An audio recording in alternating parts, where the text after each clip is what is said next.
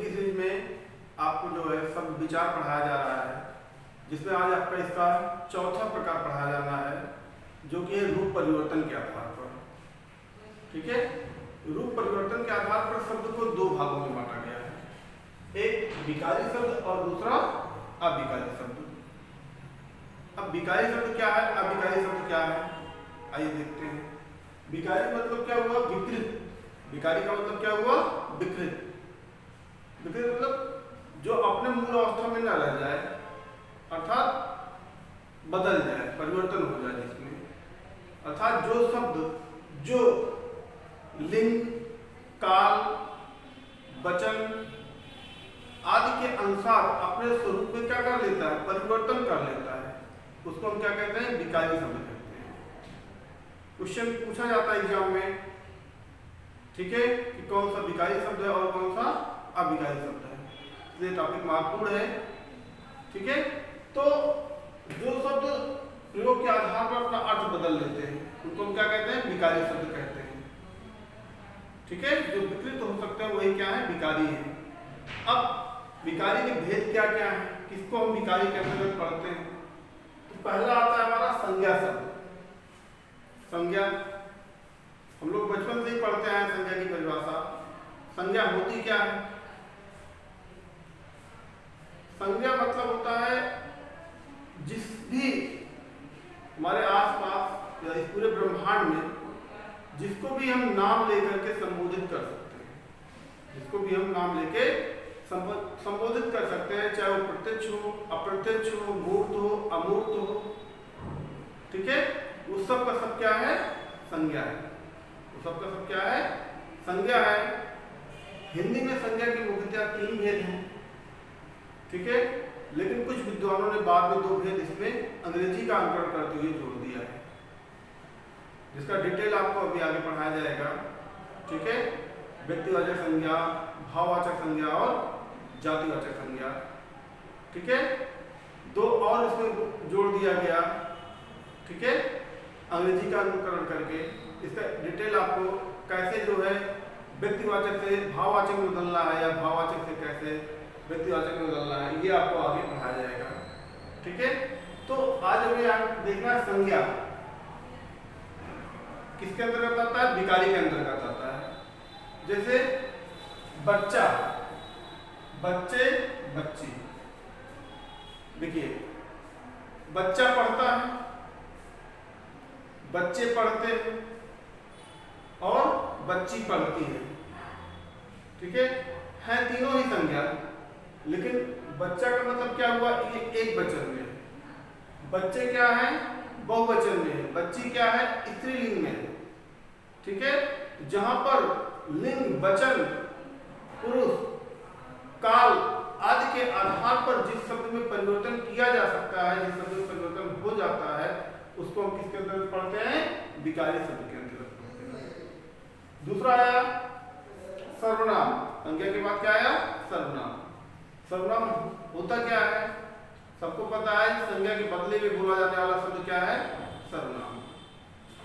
अर्थात किसी का नाम लेने से बचने के लिए हम उसको जो भी कह के संबोधित करते हैं वो क्या कहलाता है, हमारा सर्वनाम कहलाता है। ठीक है, तो अब मैं, मेरा, मेरी, मेरे, मैं अपने व्यक्तिगत के लिए हम निजवाचक में आएगा। ठीक है, मेरा पॉसेसिव है, अपना के लिए प्रयोग होता है। ठीक है, मेरी स्त्रीलिंग के लिए आएगा, मेरे संबंध के लिए आएगा, मेरे भाई, मेरे भतीजा, मेरे लोग कहते नहीं है, मेरे शिष्य। तो जहां पे क्या हो रहा है, लिंग, वचन और कर्ता के अनुसार जहां पे शब्द में क्या हो रहा है, परिवर्तन हो रहा है, वो सारे शब्द किसके अंतर्गत आएंगे, हमारे विकारी शब्द के अंतर्गत आएंगे। तो संज्ञा, सर्वनाम। तीसरा आया क्या, विशेषण शब्द। विशेषण शब्द भी जो है विकारी के अंतर्गत आता है। जैसे अच्छा, अच्छी और अच्छे, तीनों का अर्थ जो है अच्छा से ही है, लेकिन एक वचन में जैसे वो बहुत अच्छा लड़का है, ठीक है, अब पुरुष जाति का बोध कर रहा है, लेकिन अगर वो बहुत अच्छी लड़की है, अच्छा को हमने किस में बदल दिया, अच्छी में बदल दिया। क्यों? क्योंकि उसके लिंग में परिवर्तन हो गया। ठीक है, तो लिंग परिवर्तन से उस शब्द में, उस विशेषण में परिवर्तन हो जा रहा है, तो इस विशेषण को हम इसके अंतर्गत पढ़ेंगे, विकारी शब्द के अंतर्गत पढ़ेंगे। क्यों पढ़ेंगे? क्योंकि इसमें जो है इसके स्वरूप में परिवर्तन हो जा रहा है। तो अच्छा, अच्छी, अच्छे, अब बहुवचन में आएगा तो क्या आएगा? अच्छे आएंगे। ठीक है, अच्छे दिन आ रहे हैं, अच्छे दिन आ गए। तो अच्छे क्या है तो विशेषता ही, लेकिन ये भी अपने जो है स्वरूप के अनुसार क्या हो रहा है? परिवर्तन हो रहा है। और जब अपने स्थिति के अनुसार जब परिवर्तन हो जाएगा तो क्या है? विकारी शब्द है। नेक्स्ट आया हमारा क्रिया शब्द। क्रिया भी, ये भी कर्ता और टेंस के आधार पर ही आता है। कर्ता हमारा जो होगा, क्रिया उसी अनुसार ही आती है। ठीक है, राम पढ़ता है, सीता पढ़ती है, बच्चे पढ़ते हैं। ठीक है, राम पढ़ता है, राम एक वचन पुरुष करता है, तो एक वचन पुरुष के लिए क्या है? पढ़ता है। सीता पढ़ती है, एक वचन स्त्री थी तो पढ़ती है। बच्चे पढ़ते हैं, बहुवचन में आ गया। ठीक है, अगर काल परिवर्तन हम कर दें, राम पढ़ता था, सीता पढ़ती थी, बच्चे पढ़ते थे।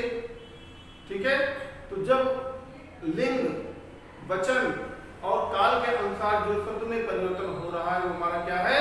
विकारी शब्द है। आई थिंक सबको क्लियर हो गया होगा। विकारी शब्द के अंतर्गत 4 प्रकार के शब्द आते हैं: संज्ञा शब्द, सर्वनाम शब्द, विशेषण शब्द और क्रिया शब्द।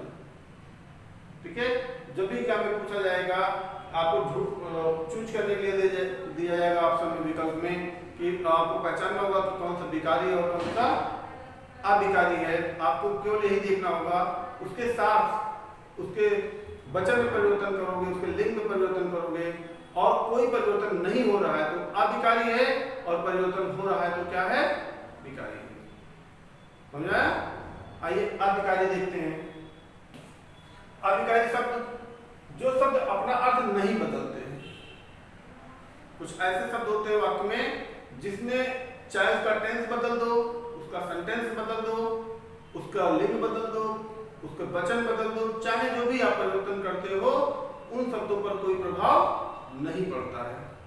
और ऐसे शब्द को हम क्या कहते हैं? अविकारी शब्द कहते हैं। ऐसे शब्द को क्या कहते हैं? अविकारी कहते हैं। जैसे हे, वो, अरे, किंतु, परंतु और। ठीक है, इसको भी 5 भागों में बांटा गया है। आइए एक एक को देखते हैं। पहला है संबोधनवाची। जब हम किसी को संबोधन करते हैं, चाहे वो प्रेजेंट में करें, चाहे पास्ट में चले, चाहे फ्यूचर में करें, किसी भी टेंस में करेंगे, संबोधन शब्द में कोई परिवर्तन नहीं होता है। जैसे संबोधन शब्द क्या है? हे, वो, अरे। ठीक है, किसी को हम बुलाने के लिए जो शब्द यूज करते हैं उसको हम क्या कहते हैं? संबोधन शब्द कहते हैं। ठीक है, नेक्स्ट क्रिया विशेषण। क्रिया विशेषणवाचक। अब यहाँ पे देखिए, आप लोग कंफ्यूज नहीं होना है, ये विशेषण है और ये क्रिया विशेषण है। विशेषण मतलब क्या हुआ? एडजेक्टिव है, और ये क्या है? एडवर्ब है। विशेषण हमेशा संज्ञा या सर्वनाम की विशेषता बताता है। ठीक है, विशेषण हमेशा संज्ञा सर्वनाम की विशेषता बताता है, और जिसकी विशेषता बताता है उसके पहले आता है। ठीक है, एडजेक्टिव हमेशा नाउन और प्रोनाउन जिसकी विशेषता बता रहा है उसके पहले आता है। जैसे गुड बॉय, अच्छा लड़का। गुड क्या है? एडजेक्टिव है। ठीक है, अच्छा लड़का, अच्छा हमारा विशेषण है जो कि लड़के की विशेषता बता रहा है। अच्छी लड़की। ठीक है, सुंदर बालिका, ये सुंदर बालिका क्या है? एडजेक्टिव है, और एडजेक्टिव कहाँ आता है? जिसकी विशेषता बताता है उसके ठीक पहले आता है। जबकि एडवर्ब में ऐसा नहीं होता है। एडवर्ब जिसकी विशेषता बताता है वो मेन वर्ब की विशेषता बताता है, और प्राय उसके पहले भी आ सकता है और बाद, दोनों भी सिचुएशन में हो सकता है। ठीक है, तो जैसे वह बहुत तेज दौड़ता है, वह बहुत तेज दौड़ता है। अब यहाँ पर उसकी विशेषता नहीं बताई जा रही है, किसकी बताई जा रही है? उसके दौड़ने की विशेषता बताई जा रही है, वो तेज दौड़ता है या धीमे दौड़ता है। ठीक है, तो दौड़ने की विशेषता, दौड़ना मेन वर्ब है, मुख्य क्रिया है, और जो शब्द मुख्य क्रिया की विशेषता बताएगा उसको हम क्या कहेंगे? क्रिया विशेषण। और क्रिया विशेषण, अब चाहे वह बहुत तेज दौड़ता है, ठीक है, चाहे राम बहुत तेज दौड़ता है, चाहे सीता बहुत तेज दौड़ती है। ठीक है, तो दौड़ना में तो परिवर्तन हो रहा है, लेकिन बहुत तेज में कोई परिवर्तन नहीं हो रहा है। दौड़ना परिवर्तन होगा, लेकिन अगर चाहे और राम तेज दौड़ता है, राम तेज दौड़ता है, ठीक है। और चाहे यहाँ पे राम के स्थान में क्या कर दो, सीता कर दो, सीता तेज, अब यहाँ पे क्या हो जाएगा, दौड़ती है, ठीक है। लेकिन इस तेज में कोई परिवर्तन नहीं हुआ, और जब तेज में कोई परिवर्तन नहीं हुआ तो क्या है, अभिकारी शब्द है। हमें यही सीखना है कि चाहे इसका हमने जो है कर्ता बदल दिया, इसका लिंग बदल दिया, ठीक है, दौड़ता से दौड़ती हुआ, ठीक है, लेकिन इसमें कोई परिवर्तन नहीं हुआ। तो जब लिंग वचन टेंस बदलने से जिस शब्द में परिवर्तन नहीं होता वही हमारा क्या है, अभिकारी शब्द है। क्लियर? तो ऐसे वह धीरे धीरे चलता है, ठीक है, या वो बहुत तेज तेज चलता है, वो बहुत धीरे धीरे चलती थी, चाहे है कहो, चाहे थी कहो, चाहे चलता है, चाहे चलते हैं, चाहे जो कहोगे, लेकिन इस धीरे धीरे में कोई परिवर्तन नहीं होगा। क्यों? क्योंकि ये क्या है, क्रिया विशेषण है, और क्रिया विशेषण एक अभिकारी शब्द है। धीरे धीरे तेजी से बारिश हो रही है, वह तेजी से आ रहा है, ठीक है, वो बहुत तेजी से पढ़ा रहा है, वो बहुत तेजी से समझ रहा है, ठीक है। तो यह बहुत तेजी से समझ रहा था, चाहे था कहो, चाहे है कहो, चाहे है कहो, मतलब इसमें कोई परिवर्तन नहीं हो रहा है। और जब इसमें कोई परिवर्तन नहीं हो रहा है तो क्या है, अभिकारी शब्द है, ठीक है। देखिए अगला समुच्चयवाची, तीसरा आया हमारा क्या, समुच्चयवाची। समुच्चयवाची मतलब जहां पर दो शब्दों को जोड़ने का काम किया जाता है, ठीक है। अभी पार्ट 7 स्पीच आपको पढ़ाएंगे, एक एक का डिटेल आपको बताया जाएगा। जैसे और राम और सीता बाजार जा रहे हैं, ठीक है, या राम और श्याम बाजार जा रहे हैं।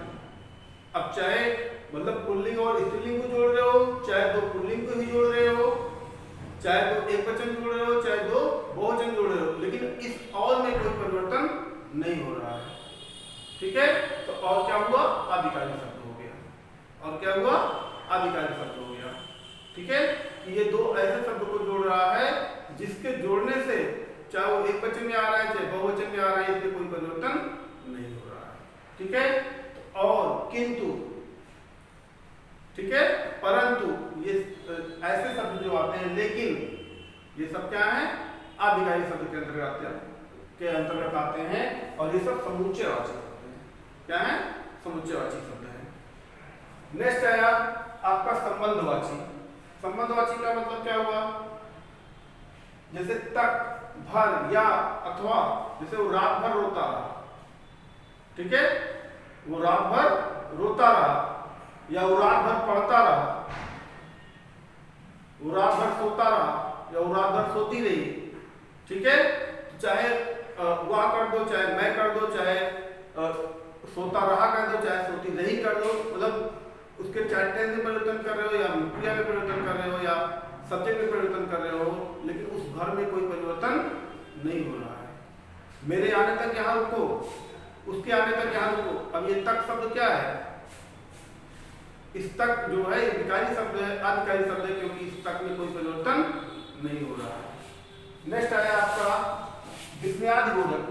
विस्मयादिबोधक विस्मय प्रकट करने के लिए भी जो शब्द यूज किए जाते हैं उसको क्या कहते हैं, विस्मयादिबोधक शब्द कहते हैं। जैसे वाह, ओ, हाय, छी, अरे। अरे इसमें भी आया था, अरे यहाँ भी आ रहा है, लेकिन यहाँ अरे का मतलब संबोधन से था, अरे भाई, लेकिन यहाँ अरे क्या हो गया, थोड़ा सा जेस्चर बना के जब बोला जाएगा तो क्या है, विस्मयादिबोधक शब्द कहलाएगा। और विस्मयादिबोधक शब्द भी हमारे किसके अंतर्गत आते हैं, अभिकारी के अंतर्गत आते हैं, ठीक है। अब आइए एक एक का डिटेल हम पढ़ते हैं। पार्ट 7 स्पीच का संज्ञा, सर्वनाम, विशेषण सबका डिटेल हम यहाँ पे क्लियर करते हैं।